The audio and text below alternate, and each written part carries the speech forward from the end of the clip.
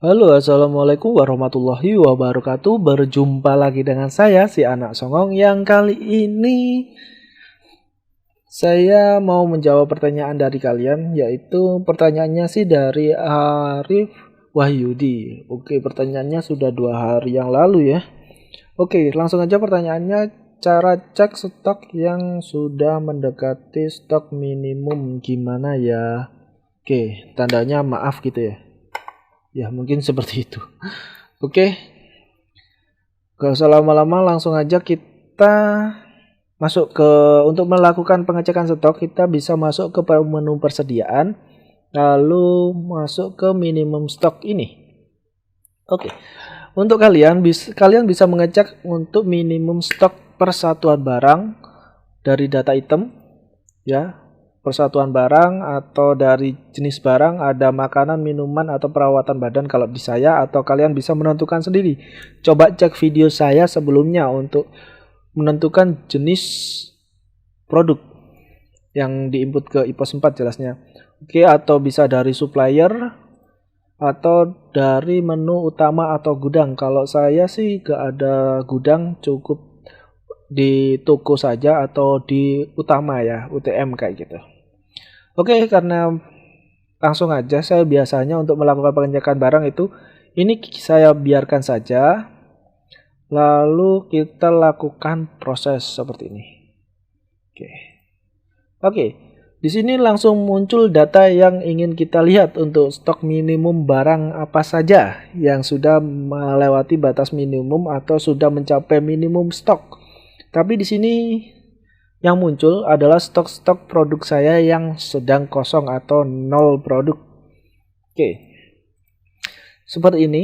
Untuk menjawab pertanyaannya dari Agan Arif Wahyudi tadi sih sudah terjawab ya, tapi saya akan menambahkan sedikit informasi untuk kalian. Bagaimana sih cara menentukan minimum stok ini? Minimum stok ya. Oke, langsung aja kita masuk ke pengaturannya, yaitu biasanya saya bisa melakukan melalui waktu menginput item baru atau seperti ini. Kalau menginput item baru kan seperti ini, tampilannya masih kosong semua. Kita bisa mengisi ini dari data, nama itu dan bla bla bla bla. Kita bisa menentukan untuk minimum stoknya itu di lain-lain. Nah, ini minimum stok ya. Tapi saya nggak akan melakukan di item baru. Saya nggak mau menambah untuk item baru. Tapi saya bisa menginput atau mengedit untuk barang yang sudah pernah saya input, yaitu di daftar item ini.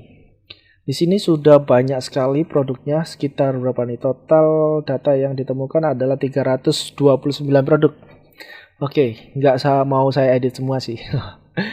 Saya akan mencontohkan untuk Pixel 500 mili. Di sini ada dua. Ini yang satuannya apa ini? Dus sama botol. Untuk jumlah produknya sendiri itu ada sekitar 12.000 botol. Mata saya sudah berkunang-kunang. Jam berapa sih? Jam 2, hampir jam 12. Langsung aja, nggak usah lama-lama sebelum saya ngantuk. Di sini saya akan membuat contoh, yaitu di visual dan Bipol ini. Langsung aja kita edit untuk itemnya. Kita bisa mengeditnya di edit ini, di bawah ini. Kita klik dulu ya itemnya, lalu kita edit seperti ini. Langsung untuk data yang lain akan bisa melakukan perubahan sih juga, tapi kita kan mau melakukan editnya untuk item minimal stok. Kita bisa masuk langsung ke lain-lain. Di sini sih saya sudah melakukan untuk minimum stok yaitu 1000, tapi kalau terlalu banyak sih kalian bisa mengaturnya sendiri. Saya contohkan di sini 500 botol saja. Seperti ini. Lalu kita save. Perubahannya di sini sudah jelas. Item kodenya sudah berhasil kita simpan. Kita tutup saja. Lalu saya akan mencontohkan juga untuk Webol cleaning paint. Ya, itulah pokoknya. Langsung aja sama seperti tadi, kita edit. Kita edit, lalu di sini kita masuk ke menu lain-lain, dan di sini minimum stoknya masih 1 ya, tapi di daftar item tadi kan jumlah produknya masih 24.000 botol. Jadi kita buat minimum stoknya itu sekitar 7.000 seperti ini. Oke, 7.000. Ya wis 7.000 aja. Seperti ini, lalu kita save. Oke, jenis item baru belum disimpan. Oke, jenisnya belum saya edit. Oke, untuk jenisnya kalian bisa menambahkan kalau kena kasus saya seperti saya ini, belum saya tambahkan. Untuk jenis itu perabot rumah tangga ya, kayak gitulah. Apa ya?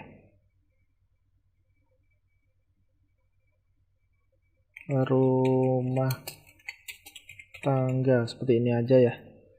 Buat contoh saja, kita set rumah tangga lalu kita save.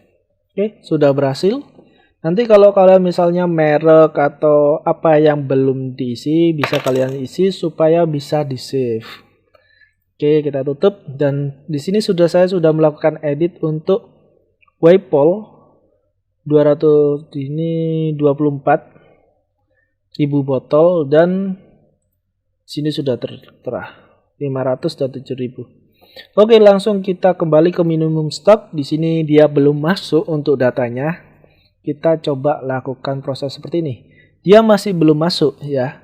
Masih belum masuk karena stoknya masih sekitar 24.000 dan minimum stoknya masih 7.000. Jadi kita sebagai contoh saja, kita ulang lagi sebagai contoh untuk mengetahui apakah pengaturan ini sudah benar-benar masuk ke program kita atau belum. Caranya, saya biasa menggunakan itu di persediaan ini, kita masuk ke opening stock untuk mengatur persediaannya. Tadi kodenya berapa? 0140. Oke, Waypol tadi ya. Waypol yang botol kita pilih, dan di sini kita jadikan 7.000 seperti ini. Tinggal 7.000 kita save openingnya. Oke ya, untuk sekali lagi ini hanya contoh ya. Dan untuk yang produk kedua ya tadi yang sudah kita rubah adalah ini. Visual, ya itulah pokoknya namanya. Kok namanya? Bisa nama sih. Visual kayak gini. Oke, visual yang sudah kita rubah tadi yang ini. Yang 500 ml, dan ini tadi stok minimalnya adalah 500. Kita ubah jadi sekitar 400. Nah, 400 juga sih. 499 seperti ini. Kita save. Oke. Untuk mengetahui apa programnya berhasil atau enggak, kita coba minimum stock, ke tab minimum stock, lalu kita lakukan proses tadi. Oke, di sini dia sudah muncul. Jadi program minimum stoknya sudah benar-benar berjalan. Jadi kalian bisa melakukan pengecekan rutin atau seperti apapun. Biasanya sih ini bisa muncul kalau ini ya, bisa muncul di waktu kita pertama kali membuka programnya. Tapi nggak selalu juga sih, kalian harus melakukan pengecekan rutin juga. Soalnya programnya kurang pinter juga, nggak melakukan pop-up untuk minimum stoknya. Dan juga ya mungkin seperti itu dulu ya untuk menjawab pertanyaan kalian. Dan kalau kalian mau ada pertanyaan lain, silahkan tulis di kolom komentar. Bila saya bisa, nanti akan saya jawab, dan bila waktunya senggang juga akan saya bikinkan video seperti ini. Dan kalau kalian sudah bertanya, jangan lupa tekan tombol subscribe dan klik tanda loncengnya, biar kalau saya bikinkan video kalian gak ketinggalan ya, dan gak menuntut saya bertanya berulang-ulang kali gitu loh. Oke, mungkin seperti itu dulu untuk video kali ini.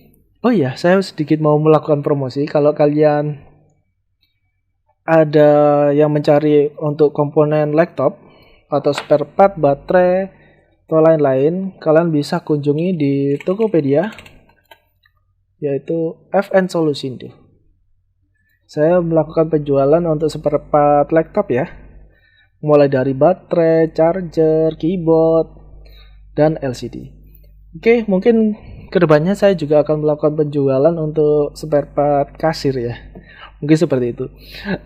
Oke, mungkin seperti itu dulu. Kalau video ini membantu kalian silakan like, gak suka dislike aja.